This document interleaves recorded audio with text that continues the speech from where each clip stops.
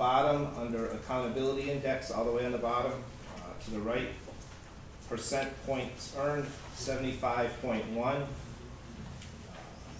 The target for districts and schools is a 75. So as a district, we're at 75.1.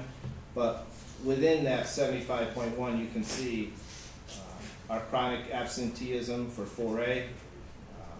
The state wants us to be at or below 5%. We're at 9%, but the state average is 10.6. So we can really target and see how our efforts, how we're progressing in a lot of those, in all those indicators.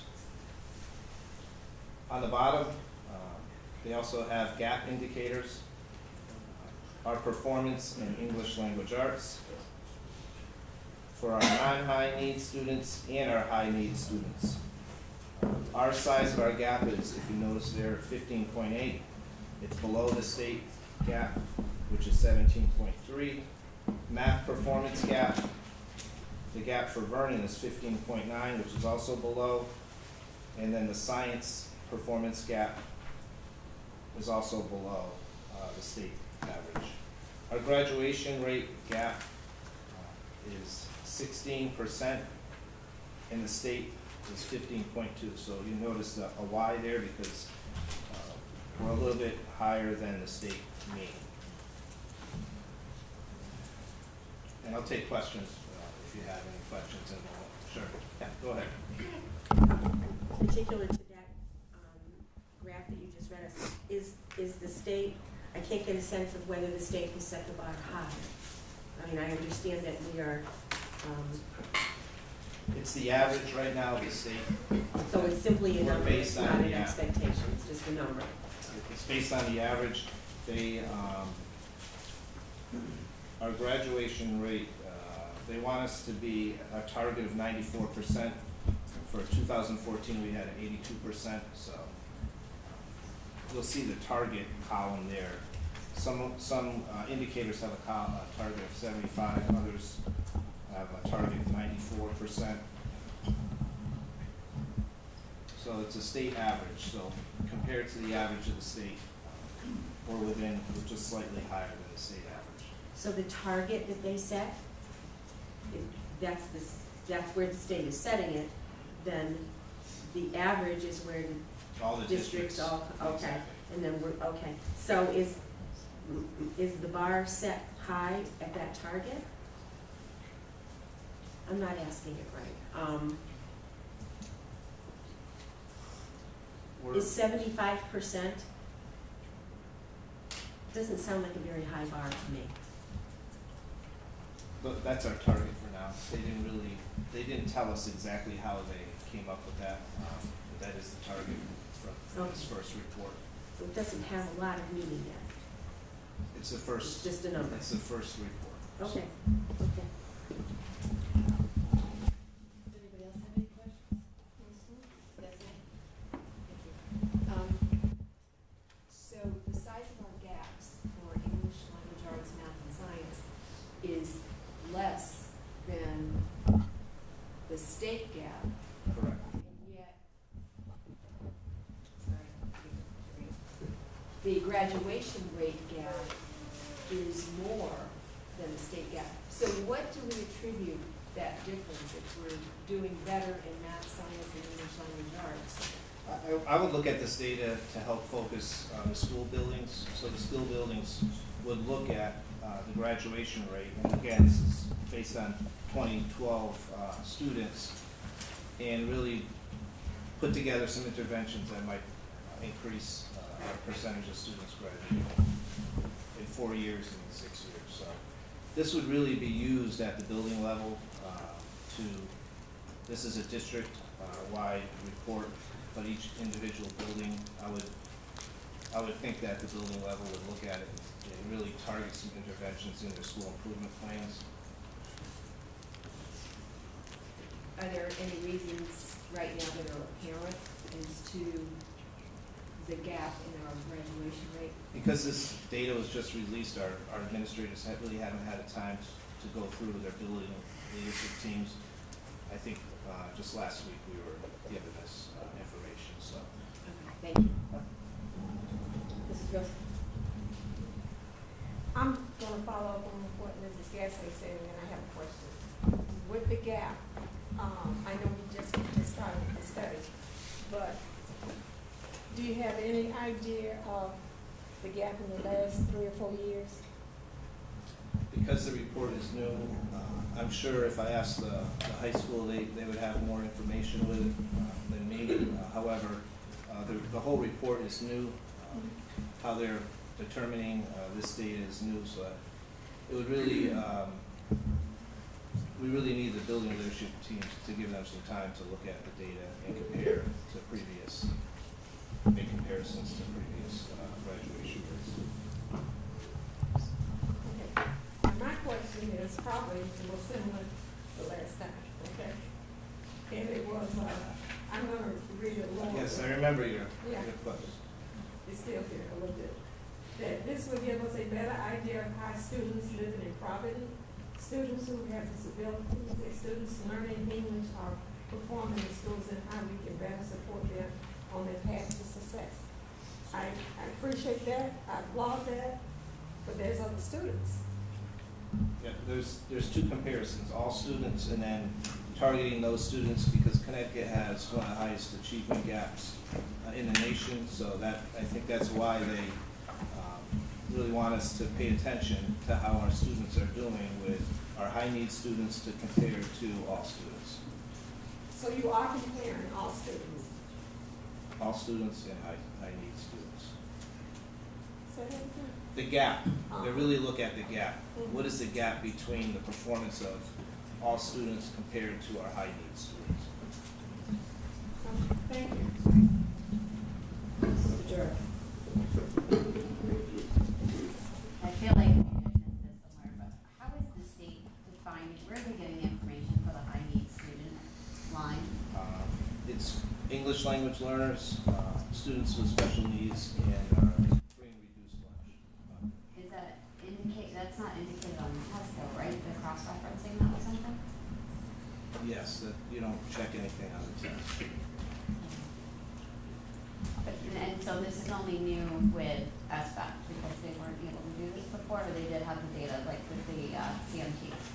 They had some data, but not to this. Thank you.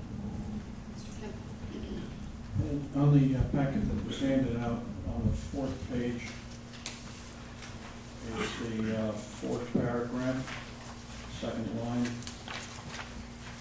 It says, first, in addition to measuring academic achievement, the new system also focuses on student growth over time. Could you give us an idea of what the definition of over time means, how long a period they're going to look at, and will it be the same for each course? What information you have on that would be helpful. Indicator 2 is the growth indicator. Last year was the baseline data, so we don't have, after this year, we will have data so we can look at the performance in English language arts, math, and science over time. So that indicator is not filled in yet because we don't have data. So what do you think their plans are? Is it to have a running 5-year snapshot? Yeah, Or- each year they're going to track your progress. So they really want to focus on the growth. How is Vernon as a district doing, and how are the individual schools doing as far as growth? Percentage of students in English language arts, for example, meeting or exceeding the benchmarks. Right, but I'd like to see a good 5-year, when I see data, I'd like to see a 5-year. It will be based on a 5-year, we just haven't. Well, okay, I realize we're starting, but, okay, so it's gonna be over 5 years at a time. Thank you. One other question. In addition to the public schools, do you anticipate that magnet and charter schools will be subject to this particular endeavor? That's a great question. I don't know the answer to that. I would hope that we all are using the same report system. Well, it seems only fair since they're accepting public funds as well. Possibly a superintendent is aware of the answer to that. So the magnet schools through the chair are subject to this. The charters, I'm not sure about that. I need to look into it. magnet schools for sure. Okay, thank you. Bob, there was science reported for Center Road and for Skinner Road, but not for I the noticed other that. three. Why was that? I haven't, I noticed that the other day. Oh. I'm gonna call the state because I had the same question.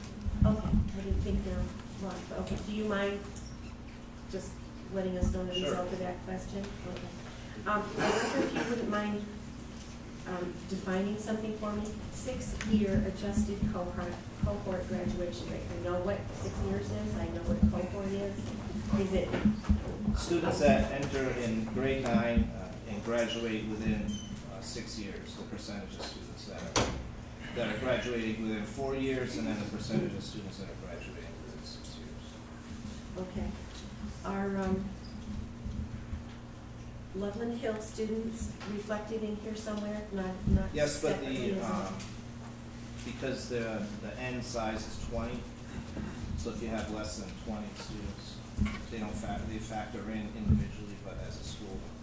Not as a school, but their results are included in the reporting, okay. And, trying to understand category 4 and category 5, turnaround and focus. There were numbers that were attached to them. At least 5% of Title I schools need to be identified as turnaround, and at least 10% of Title I schools need to be identified as focus. I'm confused why that number would be established rather than just the numbers speaking for themselves. What they did was for example, they looked at English language arts, the performance index scores, and they took the bottom 4% of all schools within the state, and that's how students were identified. So they don't tell us what the target is, but if they line up all the schools, the bottom 4%, that's how they determine focus. Those would become focus schools. Exactly, yes. Okay. Then I'm confused by the statement, at least 10% of Title I schools. Starting with I can share with you this. Did you get a copy of this as well? That kind of outlines what they did. For schools not identified as turnaround schools, they rank order the English language arts, math, and science performance index scores for high need students. So for a test that claims to have less focus on labels, there's certainly still are labeling students. That's one section of it, and there's several others. So that's indicator 1. Yes, they do say that's the academic indicator, but there's many other indicators that contribute to your overall score as a district and as a school. So yes, they still have an emphasis on academics, but there's also other factors that they are really focusing on as well. And does all of this information filter down to benefiting the individual student? Does it end up doing that, or? I think it helps us as leaders to really focus on where are the areas of strength, where are areas of need, and how do we allocate and focus our resources. Whereas before, maybe it was just a score. This is how your building did on math, but not as much emphasis on overall and growth overall. So as we go through next year, we'll be able to really see and focus on, are we making growth? If we are, if we're not in other areas, then we need to focus our resources there. As a building, as a district, Yes. and then as a building, As a building. but not as a student. And this doesn't translate into how to better Every serve. student has individual, receives an individual report, so they will have that data. Teacher will benefit from it. Exactly. Okay. What we use now is NWEA. That's one kind of a progress monitoring that 3 times a year. Mhm. We don't just wait for this assessment, we can see how our students are doing throughout the year. So just another piece. Exactly. Okay, thank you. There are now 12 categories, and there are at least 4 here where one could interpret differently based on one district's interpretation versus another. I'll give you an example. I don't know if the definition of absenteeism is consistent from one school district to the next. It might be, but I'm not sure.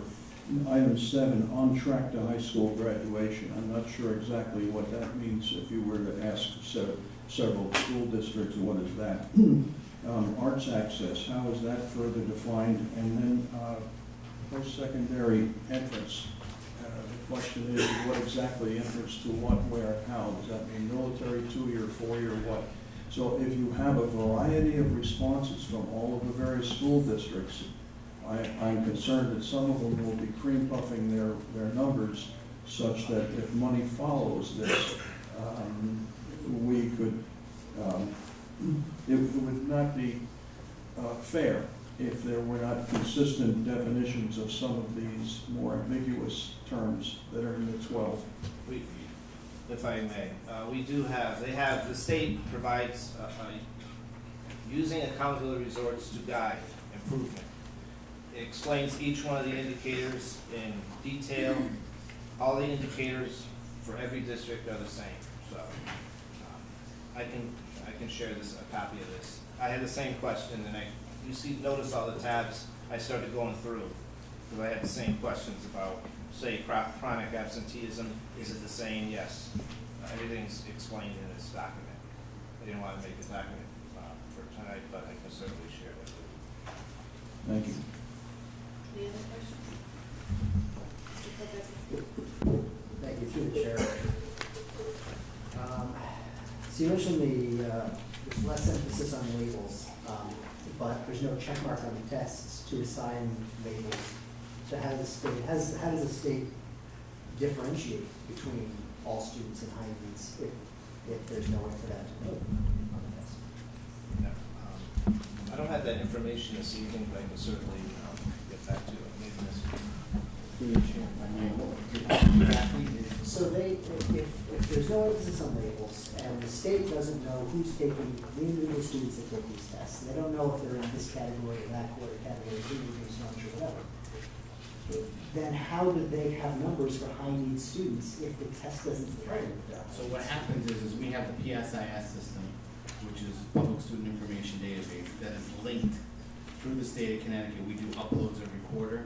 So they know the student identification number, the 10-digit code, that if John Kopak is taking it, they can link it to another database and say, okay, he's also high needs in this, etc. So that's how they do it. Right, that was what Yeah. this is missing. Performance index is based on SBAC scores, is that correct? Yes. Okay.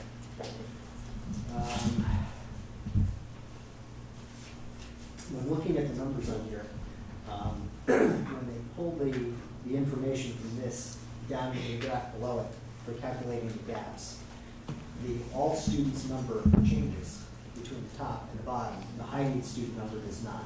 Is that because the all student number includes the high needs, and then when you pull them out because the high needs is a lower number, it brings that all student average up, and that's what they're using in the bottoms? Yes. Okay.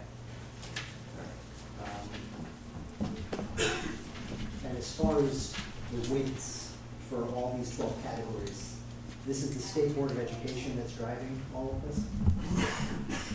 Yes. Okay. And with input from districts as well. Sure, but as far as weighting the different categories, that's something that can kind of be in flux. They can change how they weight arts access 1 year over the next year. They could. See, I don't know. I don't get it. I see 3 test scores that gives us information, and I see a lot of fluff for them to do whatever they want to do with from one year to the next. I hope this helps us, but I have no doubts. Thank you. Why is there no information regarding participation rate? That wasn't released yet for us. Oh, We don't have that. it will, right. It will be populated, but I just don't, that wasn't part of the report at this time.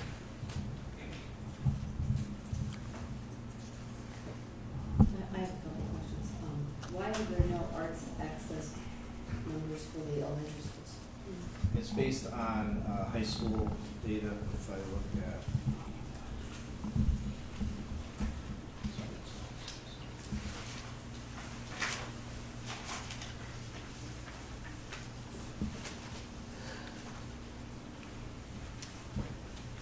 percentage of students in grades 9 through 12 participating in at least one dance, theater, music, or visual arts course in the year.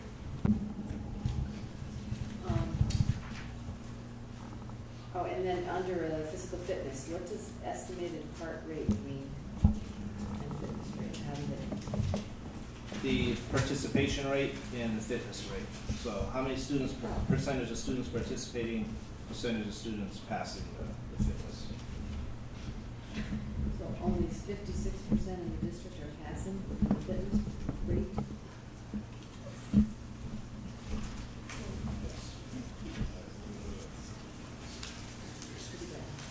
So much for your Yes. Okay.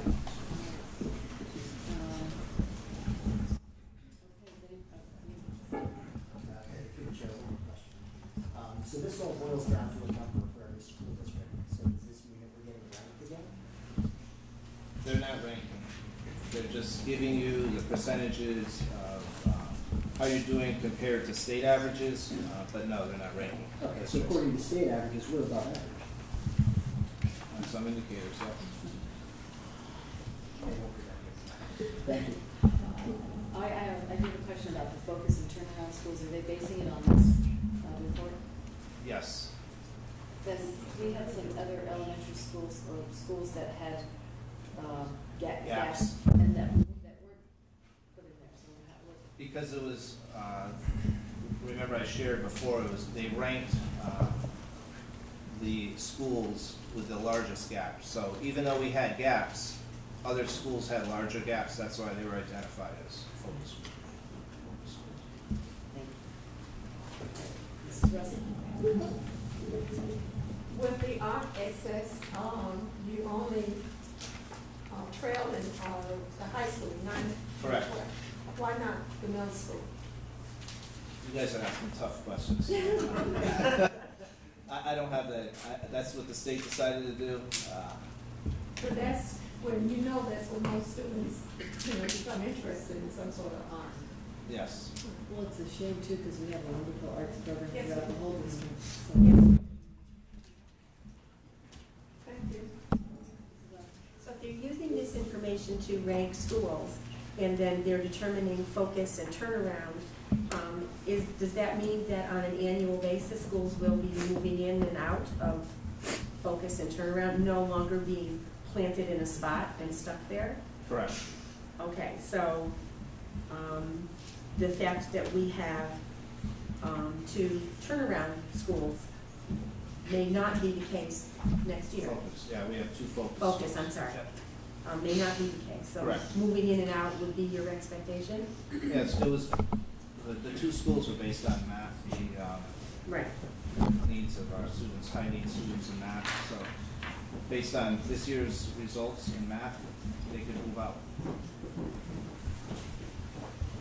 I know this is new, Mr. Testa, and it certainly wasn't your baby, it was the state baby, but it seems to me to, maybe it's better than what it was, but it still seems to not be painting a really accurate picture. I'm hoping that next year and the year after, that we get a better view of Yes. what's going on. So this is all good information, but don't hang our hats on it. Okay, thank you. Anyone else? Yes? No? Through the chair. So, is what the state after a low gap? Is that really what's driving all of this? Because I'm seeing some of our schools, there are high gaps and there are schools with low gaps, but the schools with low gaps aren't necessarily high achieving to get that low gap. They look at the gaps. I mean, that's another that's just one of the indicators that they're looking at.